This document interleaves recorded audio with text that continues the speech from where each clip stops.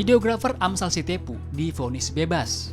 Ketua Komisi 3 DPR RI Habibur Rahman mengatakan, Jaksa Penuntut Umum Kejaksaan Negeri Kabupaten Karo tidak bisa mengajukan banding terhadap vonis bebas tersebut. Hal tersebut menjadi kesimpulan rapat audiensi Komisi 3 DPR RI dengan Kejaksaan Tinggi Sumatera Utara dan Kejaksaan Negeri Kabupaten Karo di Kompleks Parlemen Senayan, Jakarta, Kamis kemarin.